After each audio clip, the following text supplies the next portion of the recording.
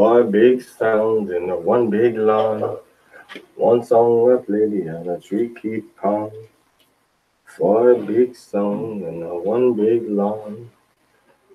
One song left lady and a tree keep calm. Ring the alarm. Another sound is dying. Whoa, hey, hey, hey, hey. Hallelujah. Shemai. Yasharallah, Yahweh, Allahayanawa, Yahweh Kad. Wahabta of Yahweh, Lahayaka Bakal Labaka, Wabakal Napaska, Wabakal Ma'atka. Shammai Yasharallah, Yahweh, Allahayanawa, Yahweh Kad. Hallelujah, hallelujah.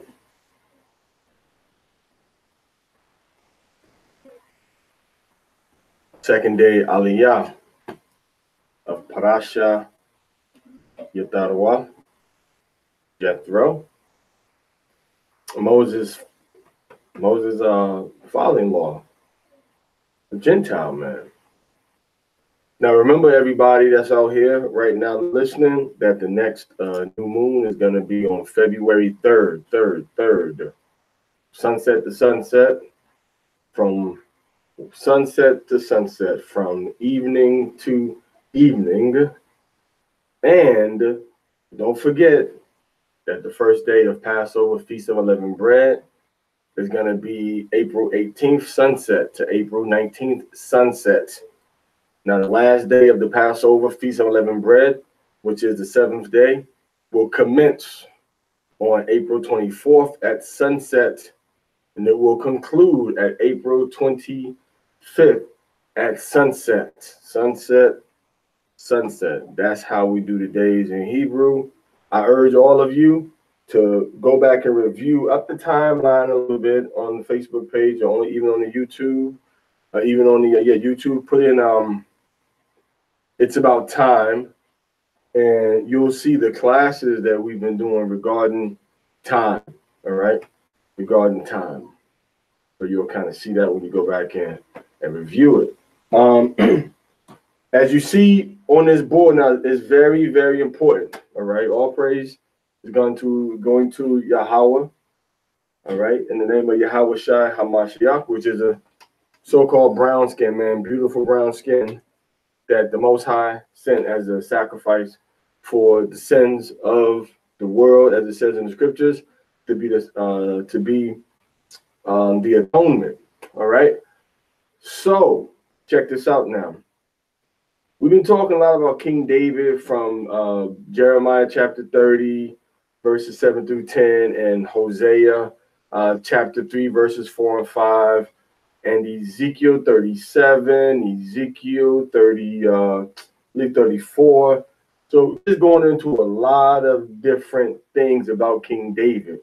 And it's very apropos, very appropriate that we mention him at this juncture, because what we're reading about today is about the children of Israel setting up a structured government in the wilderness. And as we read in the book of Chazak Ya'Allah, chapter 34, verse 25. And I, Yahweh, will be their God, their Elohim, and my servant Gawad, a prince among them. I, Yahweh, have spoken it, and I will make with them a covenant of peace, and will cause the evil beast to cease out of the land, and they shall dwell safely in the wilderness. So David is going to be with us in the wilderness, and we're going to dwell safely. Now, we keep, we go back, about 14 chapters to Exodus chapter 20. We read that chapter, we see that Yahweh says he's gonna, I think the English word they used was plead with our people. But the Hebrew word says he's going to judge our people face to face as he did with our fathers, which means he's going to set up a system of correcting. We're going to read about it. We're going to read about it. But the point that I'm making is that he says he's going to do the same thing this time around as he did with our fathers the first time in Egypt. And you can see that once again, you read Ezekiel chapter 30, chapter 20, start around verse 33, all the way to like 35. I mean, 33 to 38. All right, so now we're dealing with Moses, all right, from the beginning. And now we're going to see what role Moses plays in the government that he sets up in the wilderness. Is going to be the same government that King David, on his rise to leadership amongst our people before we get into the wilderness, he's going to rise, and we're going to have this same structure set up again once we get into the wilderness. All right, so we're going to go and start for the second day Aliyah of Parashah Yithro, Exodus chapter 18. And we're going to read verses 13 through 23, which deals with law, order, government, and structure. These are the things that we're dealing with as a nation of people. You know, what we're doing now, you know, with Mashara Yasharallah, it's a dress rehearsal. It's not perfect. It's not, you know, the thing is, it's not perfect. It's a dress rehearsal, you know, but the Most High, you know, through King David, Malak Dawad, is going to set up the structure for Yasharallah. It's going to bring Yasharallah together, and it's going to give us, you know, a definitive understanding of the Torah. And the reason I did that, I wasn't throwing up no rock sign or nothing like that, or I was trying to, you know, just go with, like, he's going to set up a structure. And that's kind of the shape that we have back here. It's kind of like 50, 10, 50, 100, 1,000. So don't read more into it than it is, because it wasn't nothing but my hands coming together, making like a triangle shape. All right. So anyway, let's start in verse 13 of Exodus chapter 18. And we're going to make sure you hear us. So we're going to project la voz nuestra, la voz muy alta y muy fuerte, para que escuchen mejor, para que escuchen a la voz nuestra en un tono muy buena, ¿verdad? Ok, ya empezamos.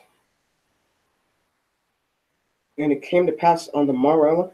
On the morrow means afterwards. Okay, go ahead. That Mashah sat to judge the people. Mashah, he sits to judge the people, to help them with problems that they have. Okay, go ahead. And the people stood by Mashah from the morning until the evening. Okay. And when Mashah's father-in-law saw all that he did to the people, he said, "What is this thing that thou doest to the people?" So he said, "What are you doing to the people?" Go ahead. "Why sittest thou thyself alone, and all the people stand by thee from the morning until the morrow?" So he said, "Why are you judging these people all day? What are you doing to the people? You're going to wear down yourself, and then when you get tired, man, you might not be thinking as clearly as you should." Go ahead. And Mashah said unto his father-in-law. Now, this is a Gentile, remember. This is a Gentile. So when we talk about Gentile this, Gentile that, okay, in the scriptures, we see Gentiles acting on a behalf in favor of Israel, in favor of Yasharallah. So every Gentile we read about in the scriptures isn't a Gentile that's against us or against the Most High. Yithro, Moses' father-in-law, was for Israel, Yasharallah, and he was for Moses, and he was for Yahweh. All right, and he was for the commandments that Yahweh had given us. All right, go ahead. Because the people come unto me to inquire of all him. When they have a matter, they come unto me, and I judge between one and another. Okay. And I do make them know the statutes of all him. What, make them know the what? The statutes of all him. Okay, so let's get this straight. Moses, Mashah knew. He knew the statutes of Yahweh. He knew legal precedents, all right, of the Most High's of the Most High's laws. He knew already. He had an understanding of these things. Read. And his laws. And his what? And his laws. So now, what verse is that? 16. So we look at verse 16, and it says his laws. it says that he knew his let's get it here.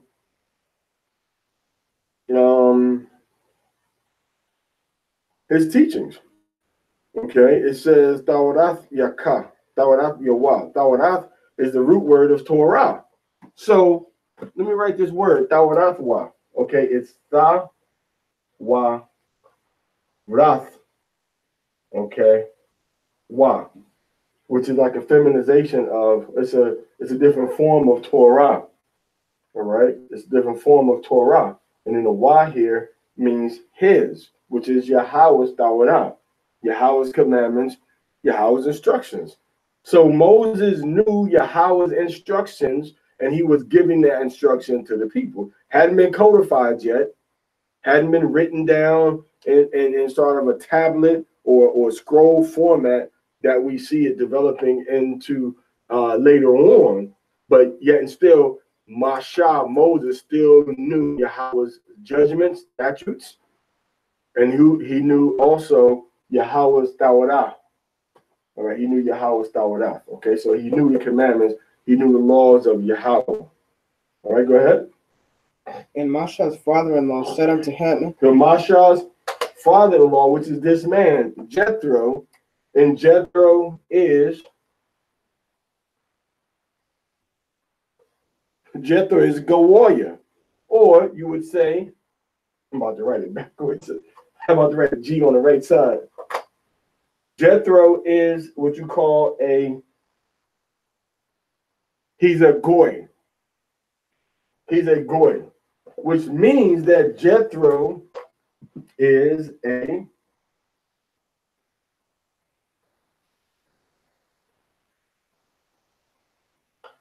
right here. He's a Gentile. Okay? So Jethro is a Gentile. Now remember, Jethro is a Gentile, but he's also a Hebrew. Because Jethro, there's a man named Eber.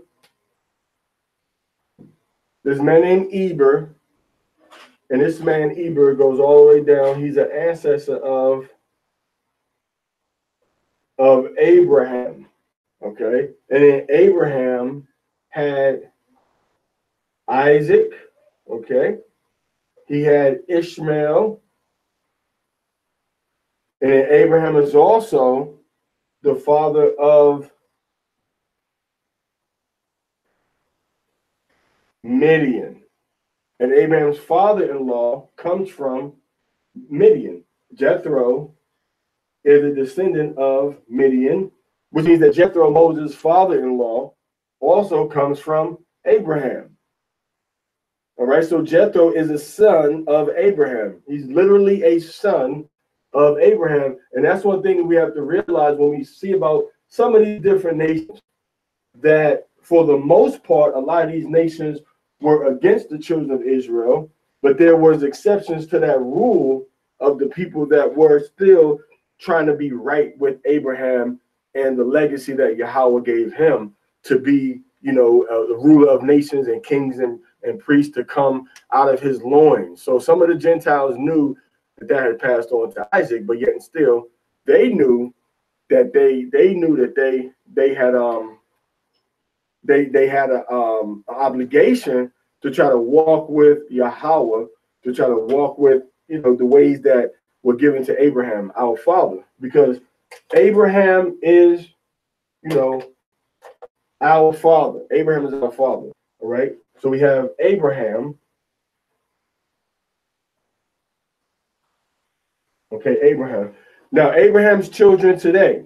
People, you say Abraham's children today. You have the CD people. They come from Abraham. You have the Arabs. They come from Abraham. Okay, you have so-called Negroes. They come from Abraham. Okay, you have so-called Europeans. They come from Abraham. All right, you have so-called Latinos come from Abraham. All right, and then the people that you called Hispanic also come from Abraham. All right. So these people come from Abraham. But now when you break it down, it's only these people here. Okay, the CD, so-called Negroes, Hispanics, and Latinos.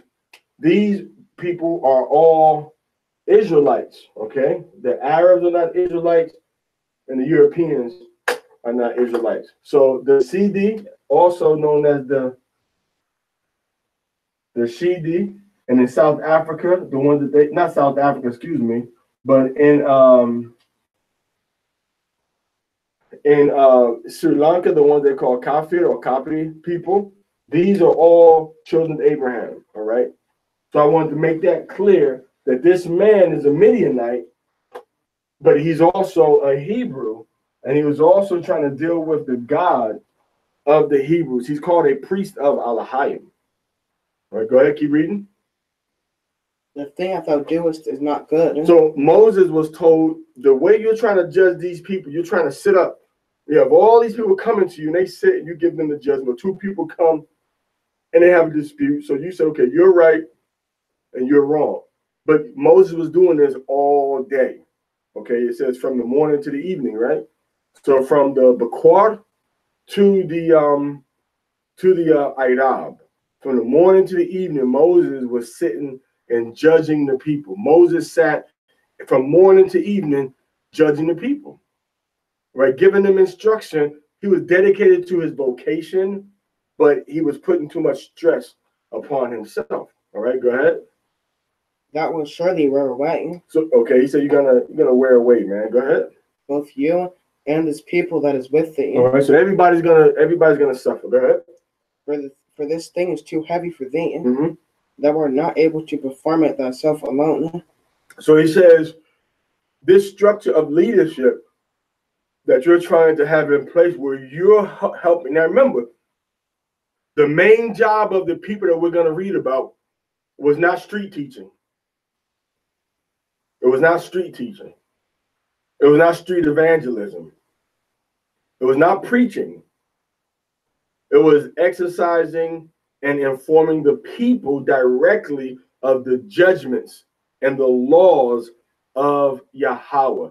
It was to do the same thing that Moses was doing. This was their primary duty. Read that part again. Thou wilt surely wear away. Okay. Both thou and this people that is with thee. Okay. For this thing is too heavy for thee. This thing is too heavy for you. Go ahead. Thou art not able to perform it thyself alone. You can't do this thing by yourself, Moses. Go ahead. Hearken now unto my voice. I will give thee counsel. So he's saying, I'm going to give you counsel of how you should deal with this law that you're trying to show the people. I'm going to give you an order of government. I'm going to give you a structure.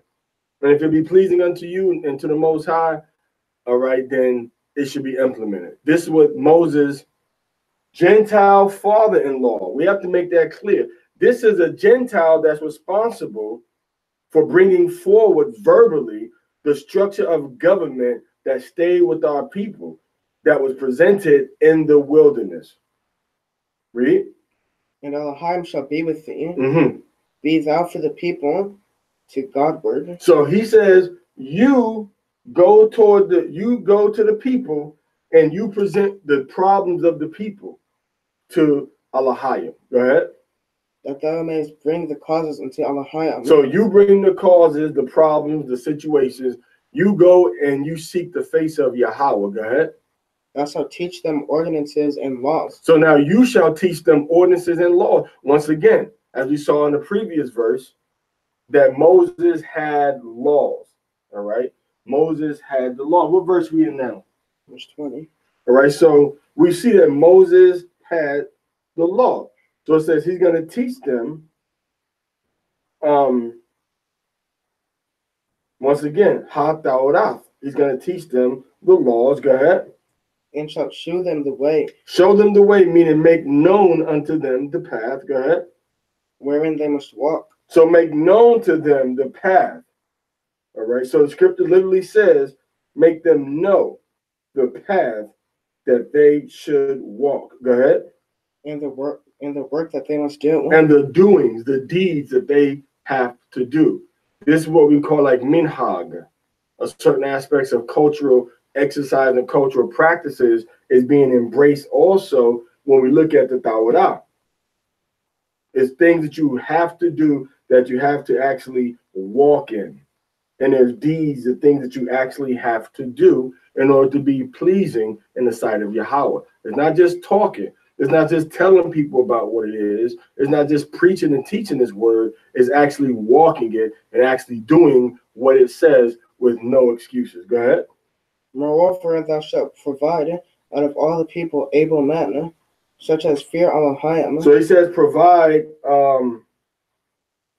He said provide able men. All right, able men. Which is kind of like Kayal is like virtuous or ready, fit, soldier type of men. Ordered, structured, decent, integrity, upright men. Go ahead. Men of truth. So it says men that fear Yahweh. Because these are the only type of men. The fear of Yahweh is the beginning of wisdom. You cannot have any leadership that does not fear Yahweh. And fearing Yahweh means that leadership is going to observe from their heart the words of Yahweh with fear and trembling, as not to enrage or as not to anger Yahweh Allah Shaddai, God Almighty. That's what it means when it says a man that fears Allahayim. Go ahead. Hating covenant. Fears Allahayim. Go ahead. Men of truth. Men of truth. Men that walk uprightly. Not men that are perfect, but men that can make a mistake and say, you know what, I made a mistake. And that mistake, might not have been a good choice for me to make. Kind of like when you had the problem going on with Anthony B and Taurus Riley. Who was wrong? Who was right? Which one said that you did this or you shouldn't have done that? Which one really did it? Did he talk about the man's mother? Did he not talk about the man's mother? Did one of them have witnesses? One of them didn't have witnesses. So Moses would have came and brought everybody together and solved that. You see? But that's what we do when we talk about men of truth. Not men that are perfect, but men that can admit to their faults, admit to their mistakes, and then move forward and not keep falling into the same trap over and over again. So this is a man of truth. Men that stand uprightly, that don't make excuses, that are walking, honestly and uprightly in the laws and the commandments and the statutes of Yahweh. That's what it means when it means a man of truth. All right, men of truth that speak the truth, that live the truth, and make no excuse. Because if anybody says, "Oh, we can't do this because of captivity," that's a lie. That's not a man of truth. If anybody says, "Oh, we can't walk this way," that's not a man of. That's a man of a lie. That's not a man of truth. So there was one standard. There was one standard set. There's not many different standards. There's not, the Sabbath begins here and the month begins here, and this is when this holy day is, and this is the dress code. This is what. There's a minimum level of compliance that the whole nation has to have. And when you walk in that level of compliance, that's what makes you a man of truth.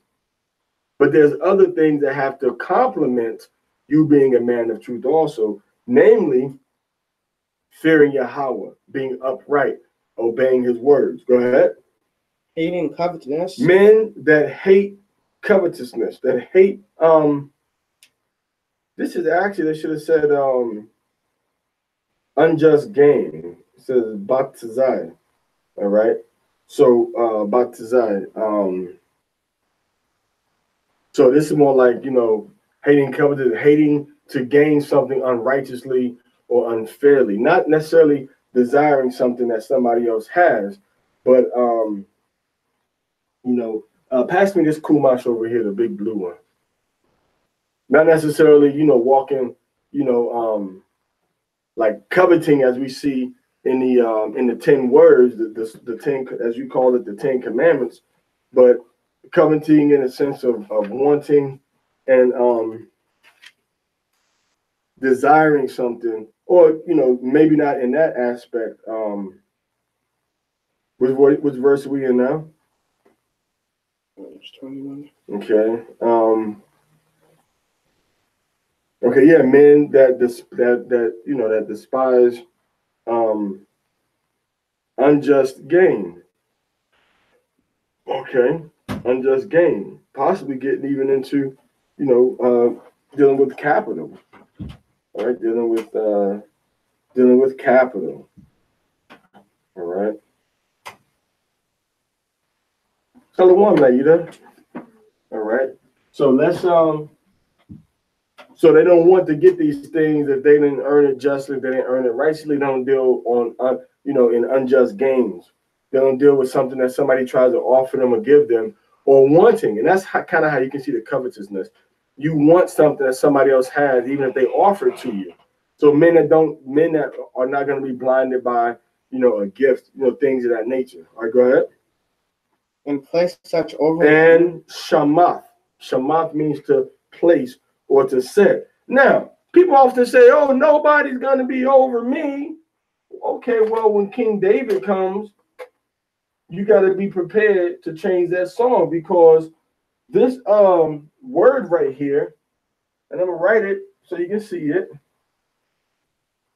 is ayel, and then it says hum. Okay, which in the ancient would be ayel, ayel hum. Okay, now we went over ayel yesterday, because that was was it altar, right? Altar. All right. We went over that for the Sabbath lesson. Now, ayel means over, and hum means them. So over, literally, it means over them, bro. Like, so how you gonna say ain't nobody gonna be over you when the Torah literally is telling Moses, put these people over them? So choose these men and put these men over them, over Yasharala. Ayúdala con la puerta. Or put these people, over put these men over the people. So it literally says ilham. It says ilham, il or ayel ham, over them. This is the literal meaning that it says. All right. We're not making this up here. Here it is right here. Let's show them the Hebrew. This one right there. See. I don't know if y'all can see that, but I thought it was just important for you to see that. Okay, I thought it was important for you to see what it says right there. Right there, see? It says ilham, which is ilham. And I think they might even have the English underneath of it, which says over them. Okay, over thee. It says over thee, but it means over them. So it says, and appoint them, place them over them. Go ahead. To be rulers of thousands. To be rulers. So this word rulers right there, the word rulers means this right here. Okay. Let's do it like this.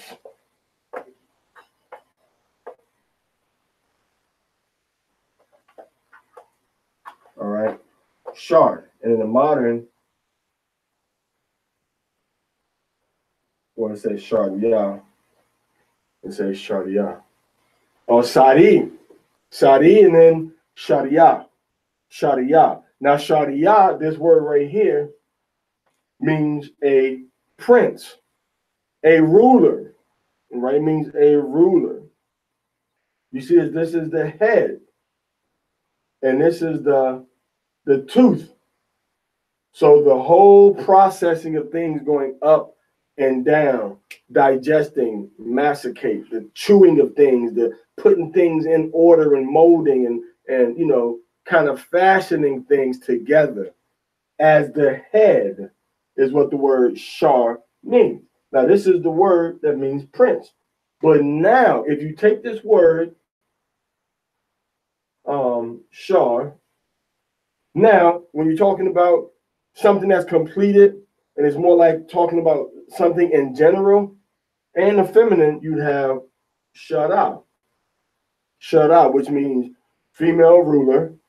Shara, it means female ruler, and it also means the completion of that shar. Now, because remember, this letter means to behold. But now we put the M on the front of it. It means that which rules, that which is the rulership to behold, that which governs. And this is the word that we see, mashara.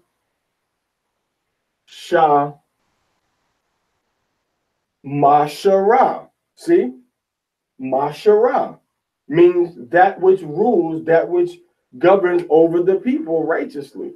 But now we're going to see what is the purpose of this mashara. What is the purpose of these shari or sari? What is the purpose of these sharia, which means the cap? It translated.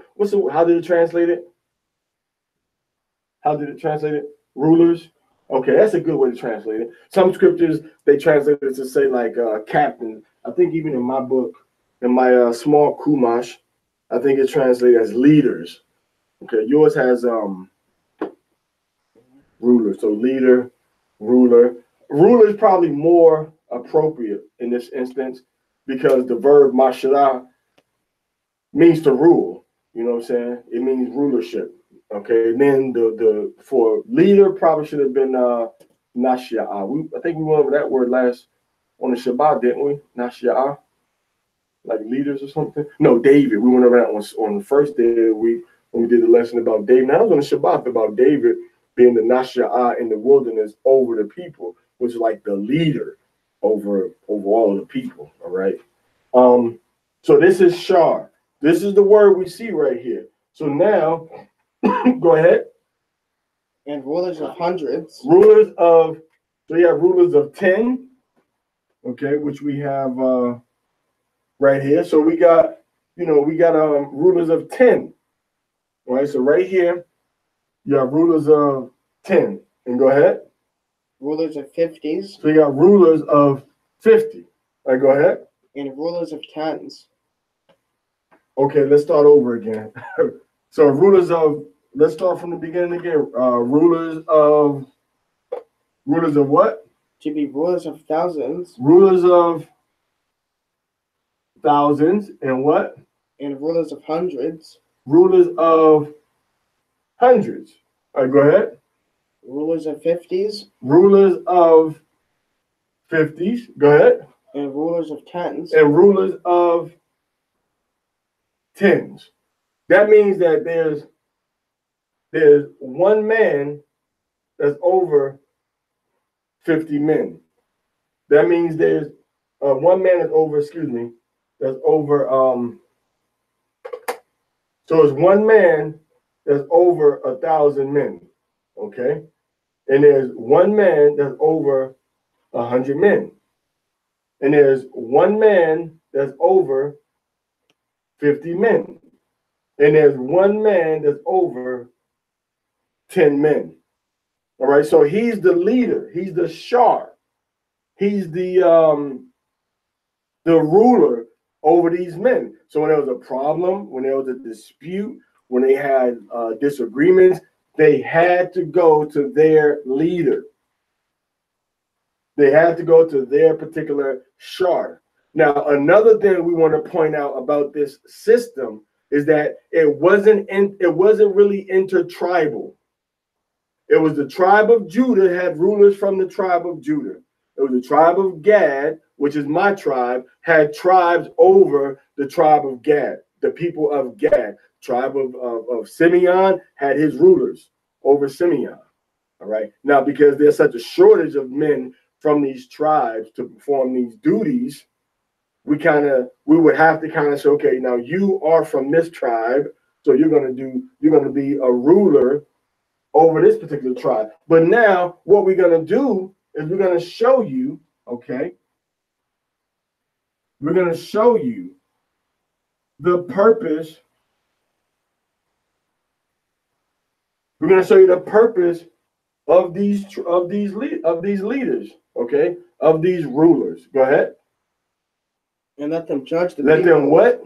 Judge the people. Okay, let them judge the people. Now, I want you to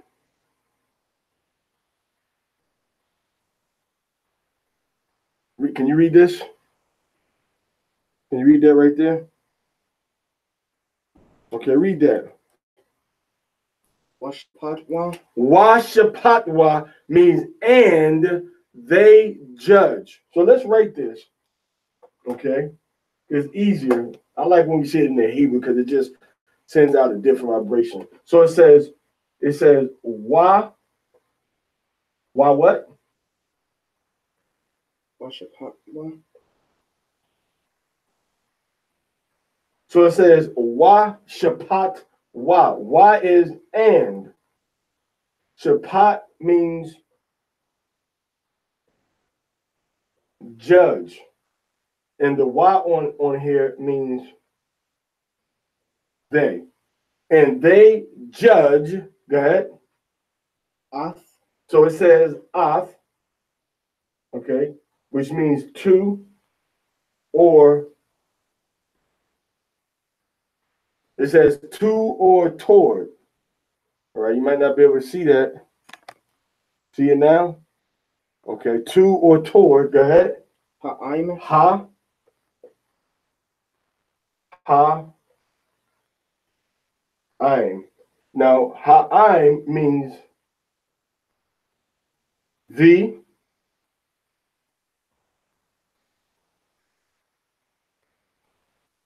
Means the people. So their job of a man of 100, his job is to judge 100 men under him. This man of 50, his job is to judge these 50 men that are under him.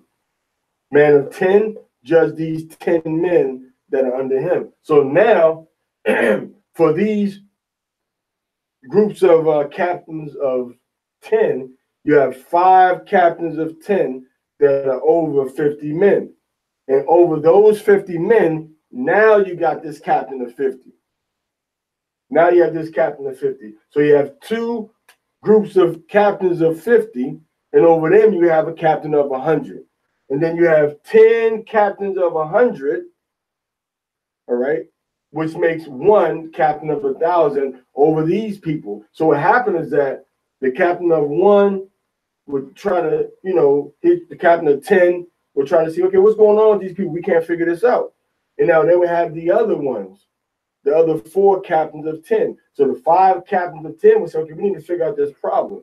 When they couldn't figure it out, they said, okay, now we need to pass it up the chain. We need to go and present this problem to Mashah, and then the people, both sides, okay, would speak for themselves and say, we need help with this problem, okay? So the scripture literally says that these men are meant to judge, right? Not Judge Judy, not Judge Mathis, not Judge Joe Brown. It says that these Israelite men that know the Torah are supposed to execute judgments. The word is right here. Shapat or shofet. It's right here. This is what we're supposed to be doing. The purpose, the foundation of our people has been disrupted because everybody wants to jump in the streets and teach people, but nobody wants to execute proper judgment and teach the Torah. You got to do both, man. You got to wake up our people, and then when they wake up, you got to show them the proper form of government based on what Moses said, based on judgments between the people. But first, you have people disputing, and I'm always baffled by this. You have people disputing and arguing about different doctrines that have never sat down and actually read the Torah, and that are not actually living the Torah. You have to live the Torah as it was meant to be lived. All right, as it was meant to be lived, which means that the proper understanding has to be given to you from the Tawrah. All right. So we wanted to make that kind of abundantly clear. I keep going. Oh, I'm sorry. Yeah. Let's keep going in the English. Go back to the English. And let them judge the people. Let them judge the people. Go ahead. At all seasons. At what? At all seasons. Man, we got to open the book up again. At all seasons. All right. So when it says judge the people at all seasons, let's see what that means in our language. So it says, let's say, Kal Mawa'idya. Is that what it says? Let us see. And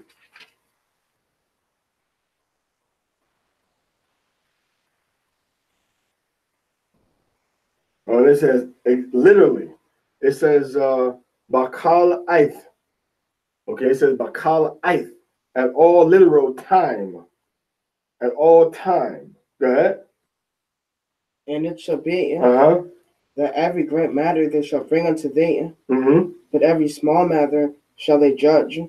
So every small matter they judge amongst themselves. So you didn't just jump to, and this is kind of the situation that we're trying to learn, as Mashara Yasharallah. The smaller instances were judged by a smaller group of rulers.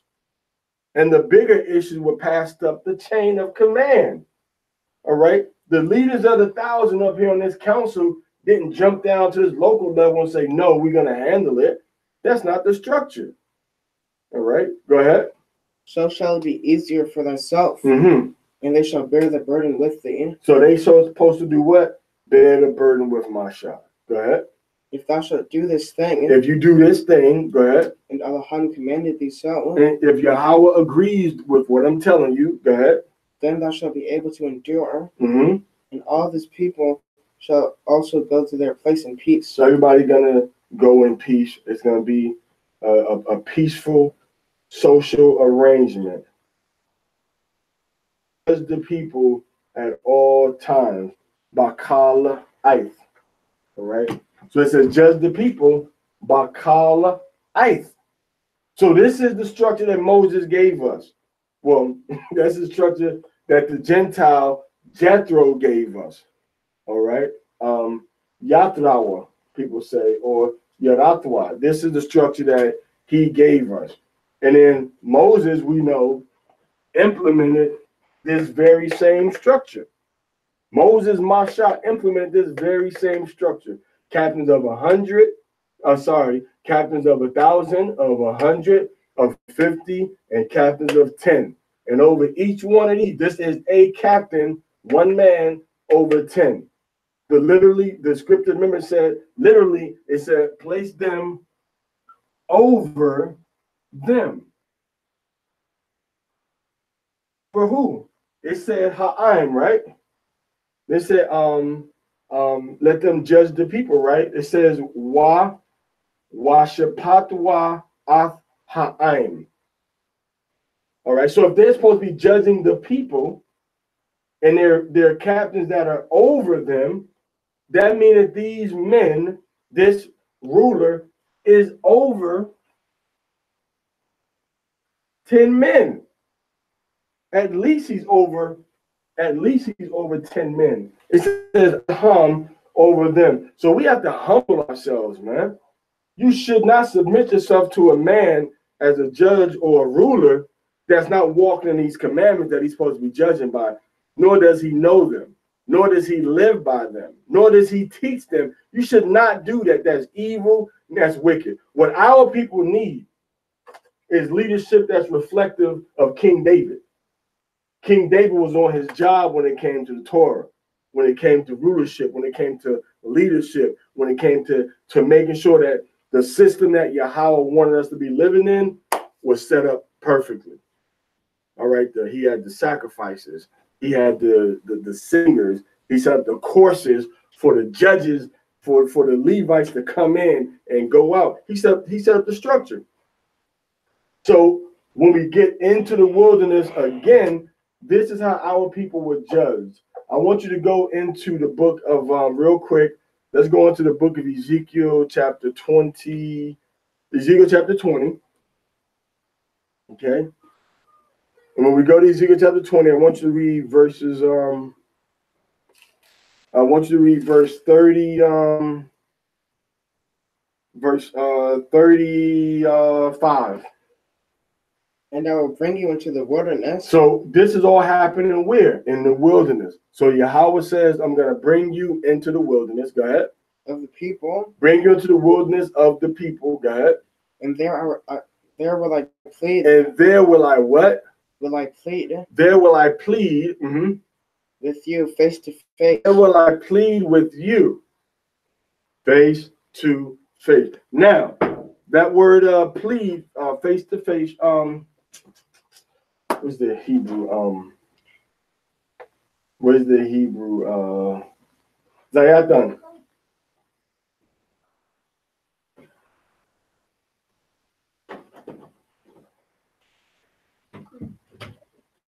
So there will I plead with you face to face. We got two words that we can say for this word plead.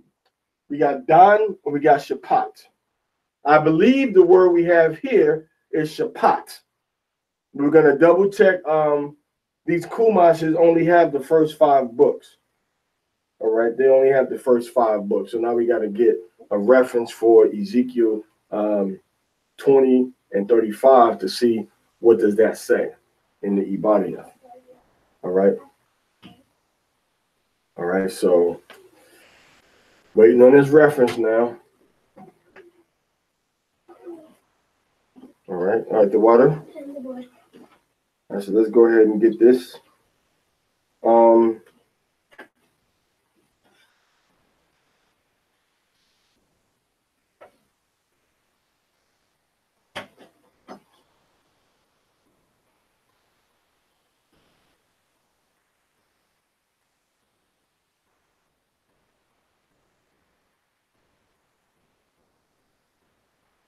Let's go into Ezekiel chapter 20, verse 35. And I'll read it just for time's sake, as we wait this long to get to it. I want to read this to you so we can see what it says. And I'm going to bring it home. The point we're bringing is that the same system of judgment we had in the wilderness the first time is the same one that we read about in Ezekiel chapter 35, where the Most High says he's going to judge us again. So Ezekiel chapter 20, verse 35, all right, goes to something like this. It says, Wahaba'atiyah, and I will bring Athkam, you all, it says, al upon or in, upon or to, Madbar, into wilderness, Madbar. Ha'anyam, a Madbar of the peoples. That's plural peoples. He says, wa nashapataya. Nashapataya. That's what it says. It says, wa nashapataya. Na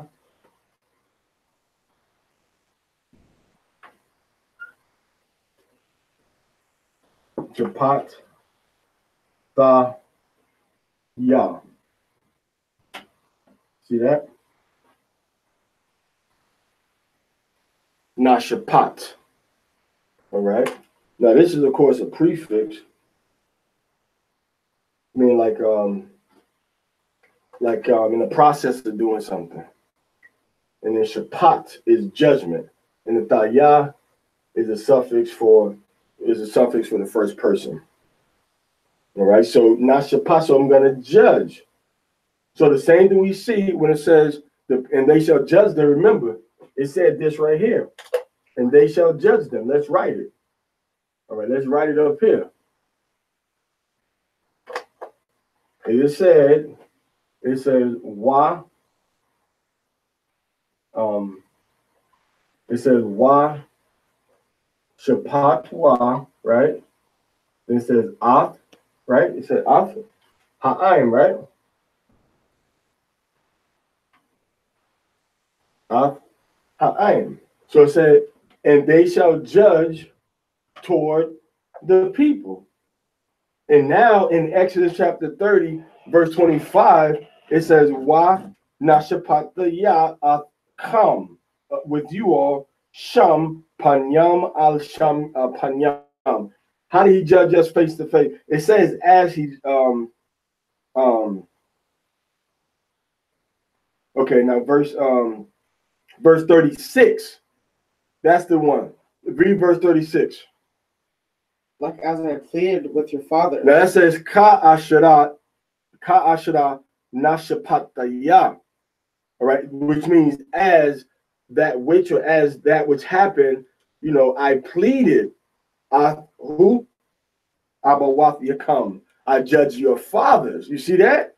So it says, I'm going to judge you in the wilderness face to face, quotations, as I judged your fathers. Now, how did the Most High judge our fathers face to face in the wilderness? We see it right here.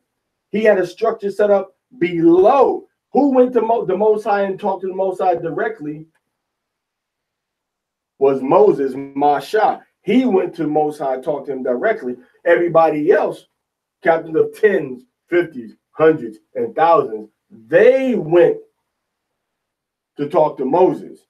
And then if the problem couldn't be handled by Masha, now Masha would go to the Alahayim above him. Masha would go to the Most High above him. So this same system of captains or rulers of 10, 50, 100, 1,000, the same system is going to be with us in the wilderness. What's that? As we can see, all right, in the book of Ezekiel, chapter 20, verse 35 through 36. It's the same system that we have in Ezekiel that we're reading about here in the Torah portion of Exodus chapter 18. Shemot or Shamwath chapter 18, verse 13 through 23. So that's something we got to get ready for, because we're going to need able men that hate covetousness. All right, we're going to need men that that fear Yahweh, men of truth, and men of valor, men of virtue.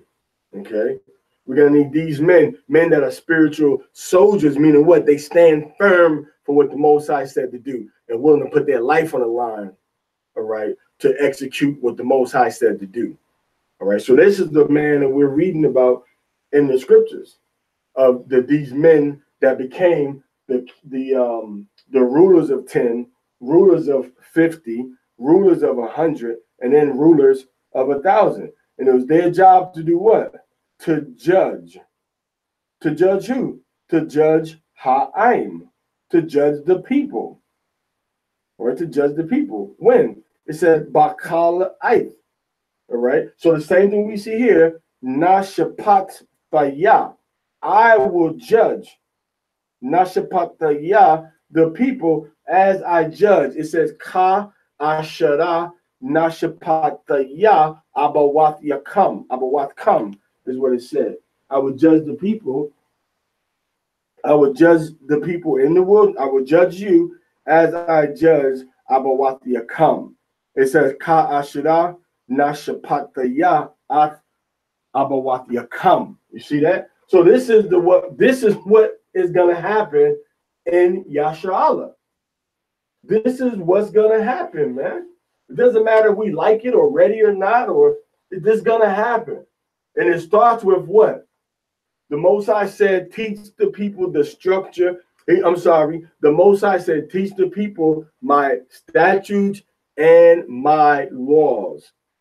Teach the people my statutes and my laws. My statutes and my laws. So if you aren't walking in or learning or teaching his laws, then you are not part of that pool of men that are going to be doing this job that we're going to need so desperately to have done in the wilderness, so we can clear up all the confusion from the Torah, from the Tawrah. But of course, King David is going to be our shepherd in the wilderness, and he's going to clear up a lot of the misunderstanding because he's going to have the truth. Malak Dawad is going to have the truth. All right. So now it says that the Most High is going to judge he's going to judge us as he judged our fathers in the wilderness. All right. He says Ka Ashara. He says Af. Then he says Abawat Yakam. Abawat Yakam. All right. So he says as that which I'm sorry, I left off a word. I left out the most important word. It says Ka Ashara. Then he says he says Na Shapat Thaya.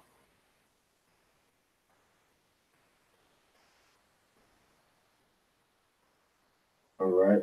He says Ka Ashara Na Shapat Thaya Abawat Yakam. He says as which I pleaded with, or I judged your fathers, Abawat Yakam, okay, or Abot Yakim, Kem. I judge your fathers, Abawat Yakam, or Abawat Yakam. So he's gonna judge as he judged our fathers in the wilderness, or pleaded with us face to face. He says he's gonna do that same thing again. Now we just read in Exodus chapter 13, Exodus chapter 18, verse 13 through 23, how he judged our fathers in the wilderness. And that's the same thing we're going to have now. All right. We're going to not now per se. Right now, what we're doing is looking for a few good men that's standing on Tawrah and standing on Yahweh Shai HaMashiach. And these men, once again, he said 1,000. Well, all right, let's do it again. All right. He said captain of 1,000 and captain of 100. All right. Captain of 50 and captain or ruler of 10. And over all these people is who? Masha. All of you is Masha. Any problem you can't handle, bring it to him. Now, when he can't handle it, what does he do? What he does,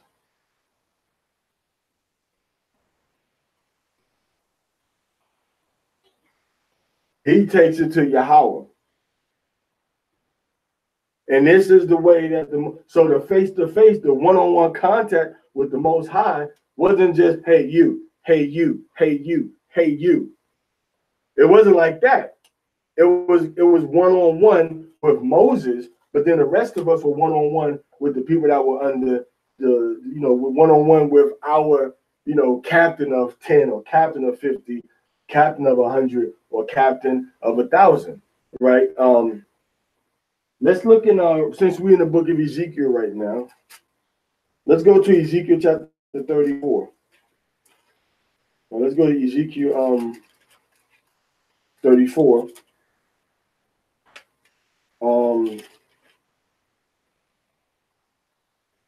Let's go to Ezekiel 34 and let's read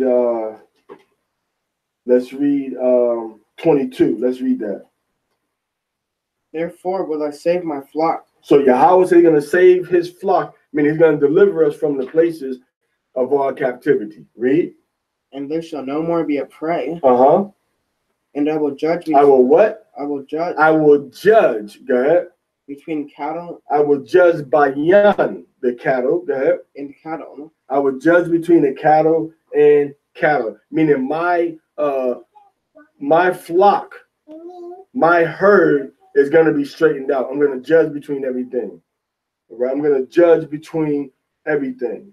So he's going to judge the cattle. He's going to judge the flock. He's going to make sure that everything is correct between each person, each man. So this is what we have to look forward to. So what we see in Exodus chapter 18, verse 13 through 23 is the prototype for what we're moving toward now as we get ready to move out of captivity. So you brothers out there, even you sisters out there, particularly you brothers out there, you got to get very, very serious. You got to get a lot more serious about Torah.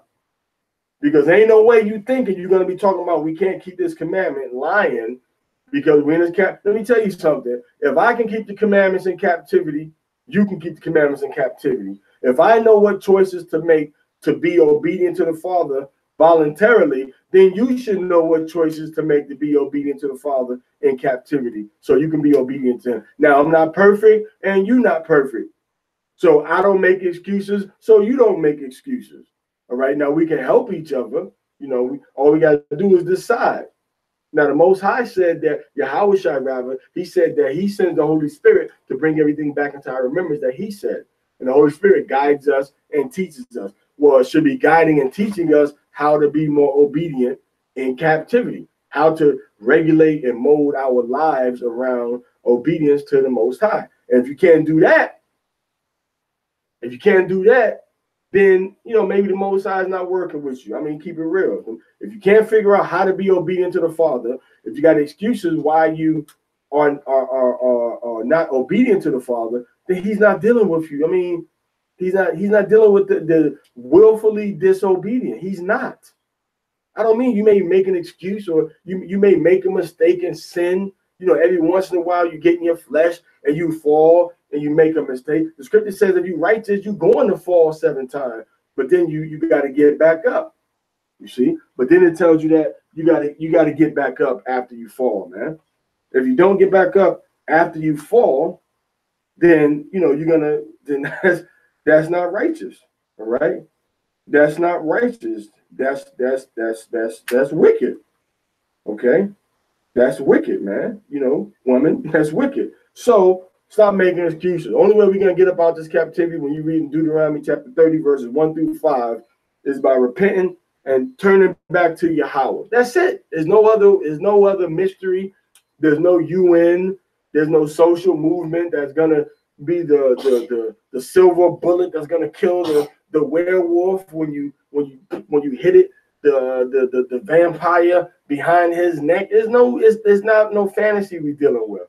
The Most High said, keep my commandments, I will gather you from the places where I scattered you. That's what he said. So now Yahweh, Moses, then captains of 1,000, then captains of 100, rulers of 100, rulers of 50, rulers of 10. And now remember, Yithro, this is all right. This is all the brainchild of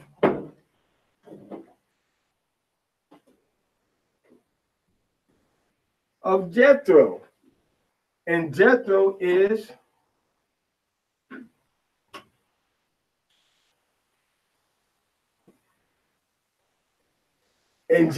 from the family of Midian. And of course, we know that Moses is from the family of Israel. So you got this Israelite man who's over the whole nation now. Remember, because under him, Israel, just the men, was 600,000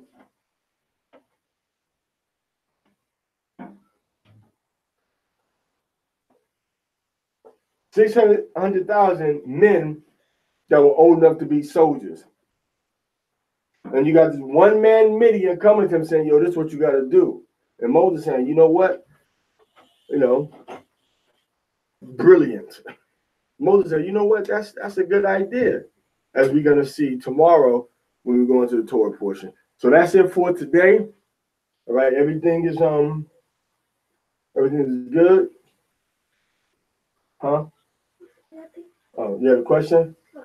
All right. So that's everything is okay.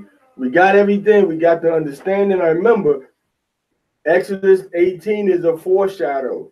You Israelites out there, even if you in your home, even if you don't belong to a camp, if you don't belong to a camp, get tight on that Torah, man.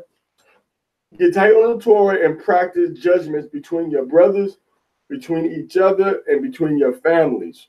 You have to exercise and practice righteous judgment so that now when we get in the wilderness and King David puts out the call, we need men that understand the Torah. These men, you'll be among that men. You'll be among that group of men that come forth, to understand the Torah and to help learn more about the Torah, and then to teach the people and to judge the people once we get into the wilderness, because the Most High said he's going to do the same thing again this time as he did in the wilderness the first time. We saw that just now in Ezekiel chapter 20. Ezekiel chapter 20, verse 33 through 35. So get with it, live it, teach it, breathe it, and help our people, all right, in this captivity, the captivities that we're in all over the world. Men need to start learning Torah, learning Dawudah. If you're good on the breakdowns, we don't need that in the wilderness, bro. We ain't gonna need your breakdown with 100 scriptures, and we're gonna need breakdowns on the Torah. That's what we're gonna need. If it ain't coming out the Torah, when you get in the wilderness, we ain't gonna need it. So whatever you're saying about time, whatever you're saying about the Gentiles, whatever you're saying about the moon, whatever you said about the Sabbath, you got to show it from the Torah, because that's going to be the judgment system. That's going to be our law. That's going to be our discernment of right and wrong once we get into the wilderness. All right. So, you got anything you want to say? All right. So that's it. All right. So Amadia Nanai Shaman Ban Parazah. All right. And Maina Shabi Bat Parazah Yashalala. Don't got nothing else to say. I guess nobody else got nothing to say. Everybody just, sitting quietly listening at this late evening class, which we appreciate. So Midian, Israel, that's it. So I thank Yahweh for giving us the ability to learn his laws, commandments, and statutes together, as a family. This is the structure. This is our future government. All right, these are the orders. And now right here, this is the kicker. Now, we don't know how many men are going to come out with us all together. All right. But now, this is the kicker. Instead of Masha being right there, it's going to be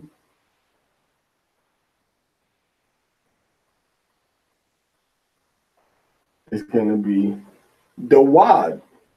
You see, it's going to be the wad, and in any right here, what we should have is YOU. You should be amongst that number.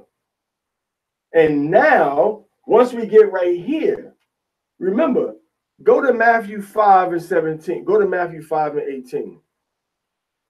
Go to Matthew 5 and 18.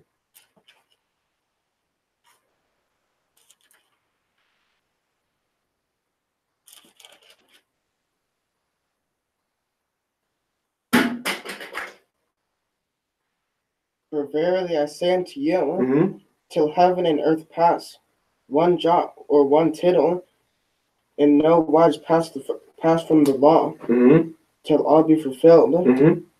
Whosoever therefore shall break one of these least commandments. If you break the smallest commandments, go ahead. And shall teach men so. You teach men it's okay to break the commandments. You condone men breaking commandments. You expect men to break the commandments. For example, I'm going to give you a small example. Ain't no way you should be on the Sabbath in New York using a token, or in Jersey crossing a bridge where you got to go through a toll road. You got to put your money out to do that on a Shabbat day, on a Kadash. You shouldn't be doing that. Ain't no way you should be catching a bus in Ohio or in Michigan, putting gas in your tank on a holy day, the Shabbat. You shouldn't be doing that. But when you have your men that's under you in your organization doing that, and you okaying it, and you don't correct them, you being an evil shepherd, man. You being an evil shepherd. So Yahweh said, if you break the commandments and you teach men to break the commandments, you should be what? And shall teach men, so he shall be called the least in the kingdom of heaven. So he's saying if you're doing that, the kingdom of heaven is calling you the least. Kingdom of heaven is saying this guy is the least. Read. But whosoever shall do them. Whosoever shall do his commandments, go ahead. And teach them. And teach them. You see, that's why I said when you learn the Torah, you have to get practice with teaching and letting people know the Torah. So once you start teaching the Torah, whosoever shall do and teach them shall be what? The same shall be called great in the kingdom of heaven. The same shall be called great in the kingdom of heaven. Just by default, you're great in the kingdom. The kingdom of heaven is looking, saying, this guy is great when you do and teach the commandments. A lot of people think it's talking about the actual fourth dimensional kingdom of heaven. Well, no, it ain't talking about that.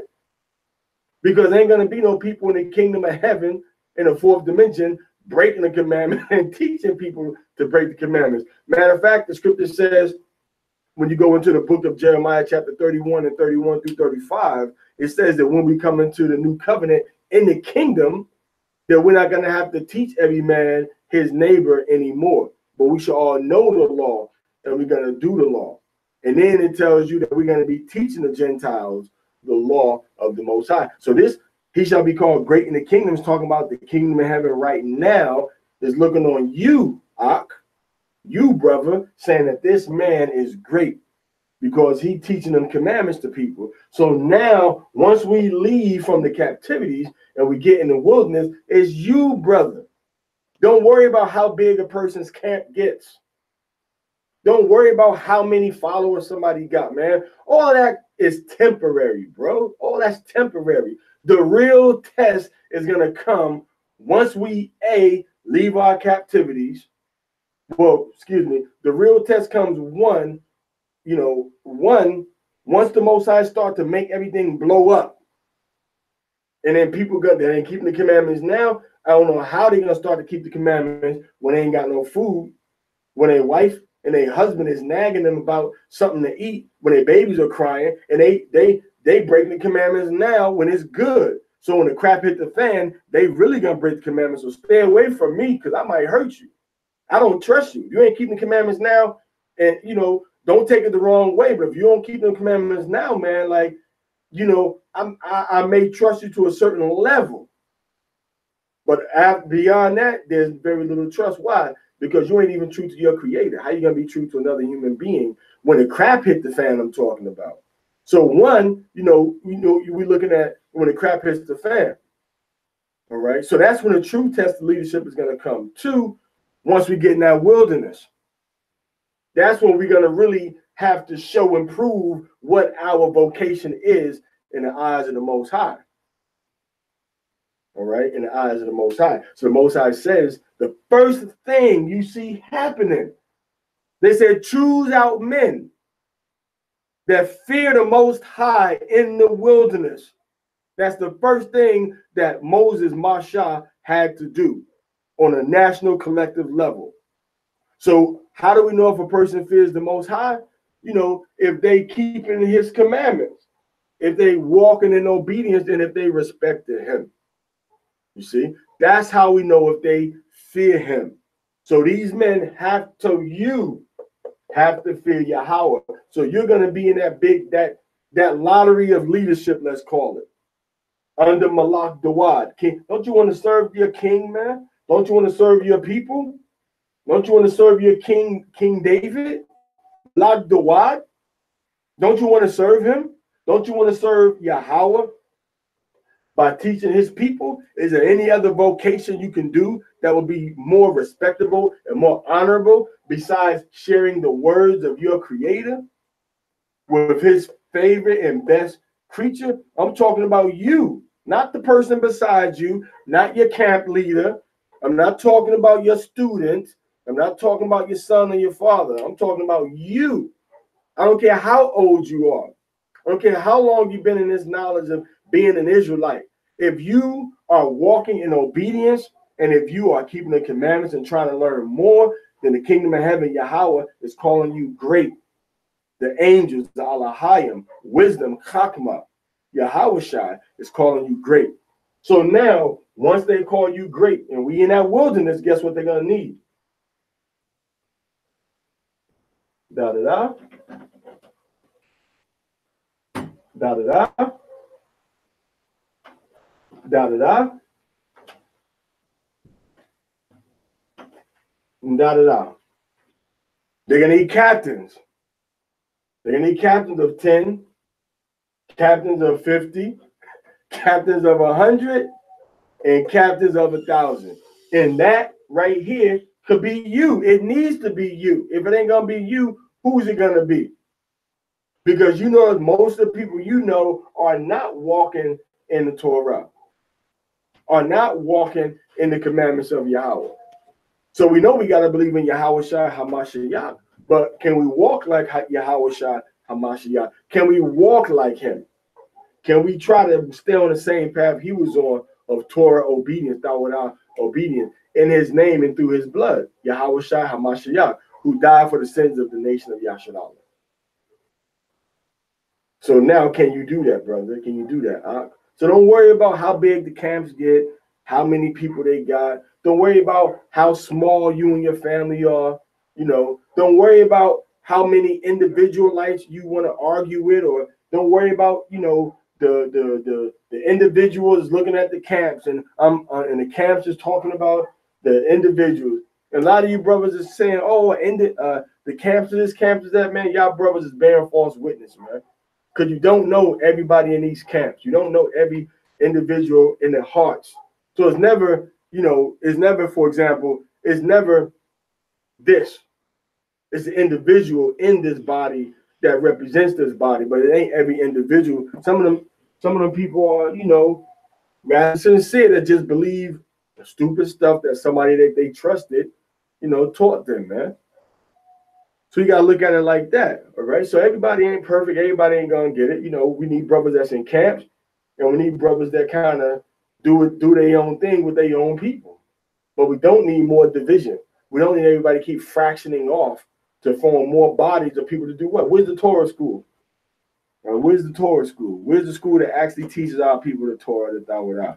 Believers in Yahweh Shai. And that's what we need. We need a Torah school. We need a school of Torah. When you come, you learn the Torah. You learn the Tawada. That's be a requirement for every leadership position in the nation. They learn the Torah. They walk in the Tawada. That's what they do. That's what they have to do. And live it. Learn it and then live it and then be able to teach it. You see? If you ain't, because that's the foundation that Moses laid. Are you greater than Moses? Are you greater? Do people think they're greater than Moses, man? They say, oh, well, forget what Moses did. We're going to do our own thing. Hey, take this test. You an officer now. You a captain now. You a deacon now. You a bishop now. You an elder now. What about the Torah? What's the Torah test? Is it 613 laws? Is it more? Are they all really laws? Or are some of them just things that seem like a law, but it's not? Ask yourself that question. All right, so this is what we need. Moses set up this structure. Malak Dawad, as we saw in the book of Ezekiel 20, is going to set up the same structure again to judge our people. All right, so I hope this edifies you, gives you something to look forward to. There's hope, man. Don't worry about what you're seeing with your eyes right now. It's all going to change. Everything before you is going to change. All right, it's going to change. When the telephone communications go down, who you going to be with?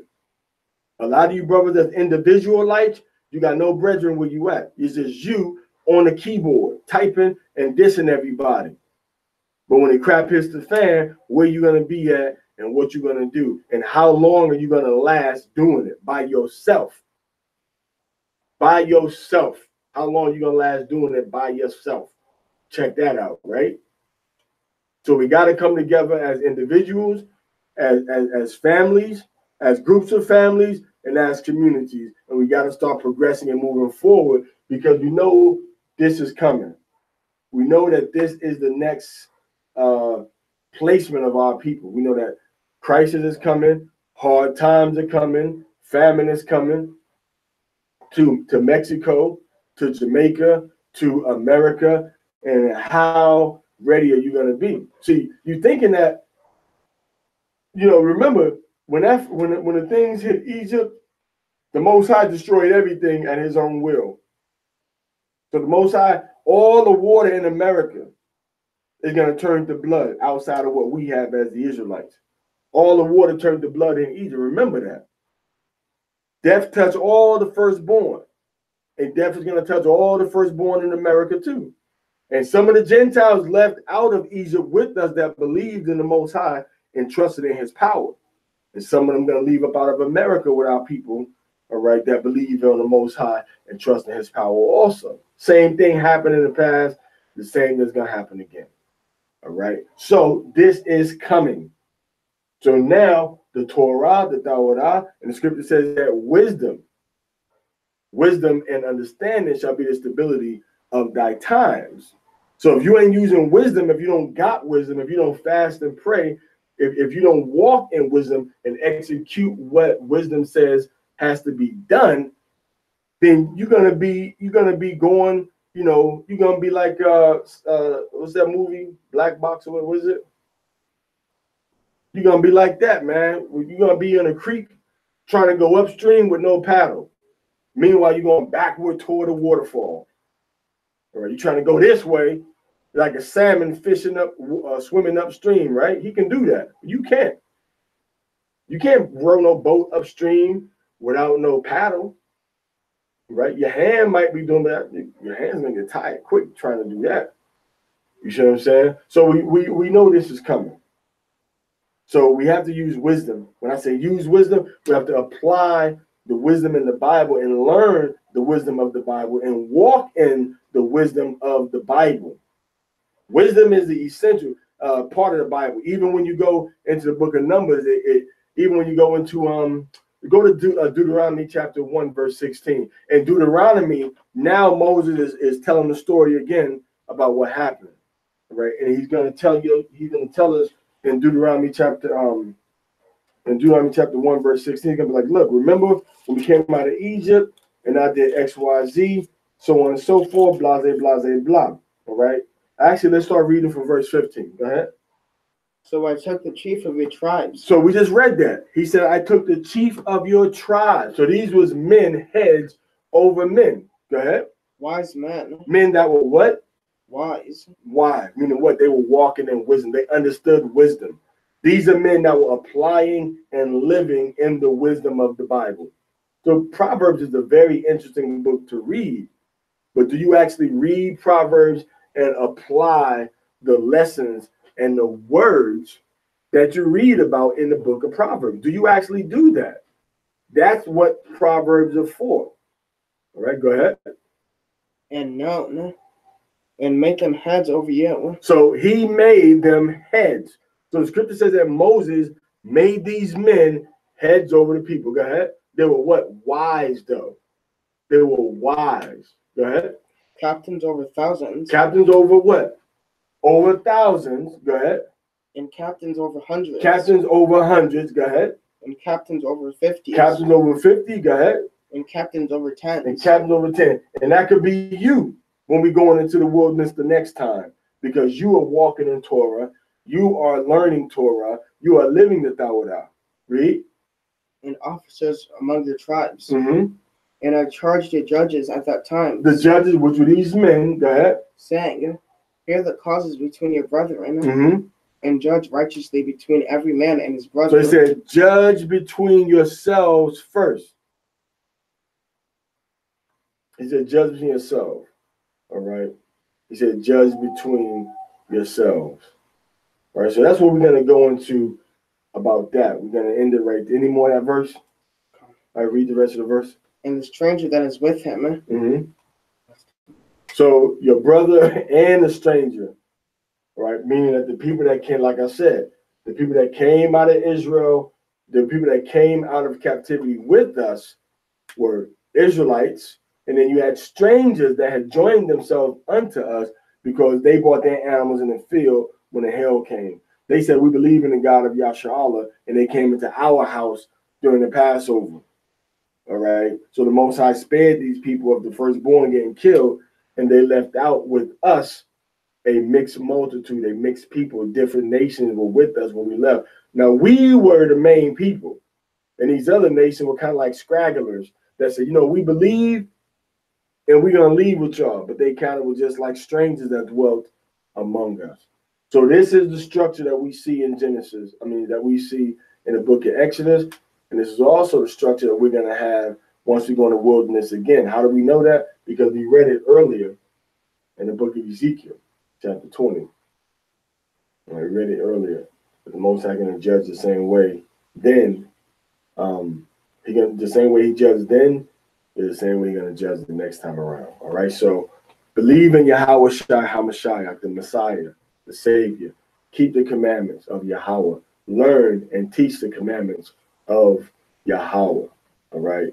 And share his commandments and his laws with your family, with your sons, with your daughters, and teach them what Yahweh, has to say on a regular basis. Let them see through your actions, let them see through your talk, let them see through your conversation with other people and with them that his law is serious. There's no excuse. Stop making excuses for his commandments.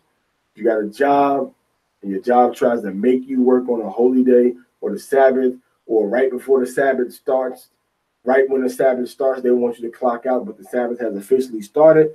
You need to find something else to do. You need to stand up and say, no, I'm not doing that, and take what happens, what happens.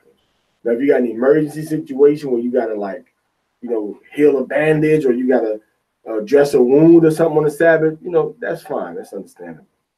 But everybody, can't just every Sabbath, every time something comes up, I'm going to break the commandments, I'm going to break the Sabbath. You can't do it. You got to keep the Sabbath, as a holy day. So keep all of his commandments. Keep all of them holy. His law is holy. And keep Yahweh Shai within your heart so he can guide you into the proper decisions, the better decisions that you need to make to have a better relationship with him. All right, so that's about all we're going to get into. Now, remember, Passover is going to, the next new moon is going to be February 3rd, sunset, to February 4th, sunset. The first day of Passover, Feast of Unleavened Bread, is going to be April 18th, sunset, to April 19th, sunset. Now, the last day of Passover, Feast of Unleavened Bread, is going to be April 24th at sunset to April 25th at sunset. So these are the time frames that we're dealing with, and these are the time frames we have to keep, as celebrations and as holy days and no work and things of that nature. All right. So may Yahweh be with you. In the name of Yahweh Shai HaMashiach, I love you. Thank you for tuning in. Keep the commandments. Fear Yahweh. This is the whole duty of man. All right. May Yahweh be with you. Shalom Alaikum.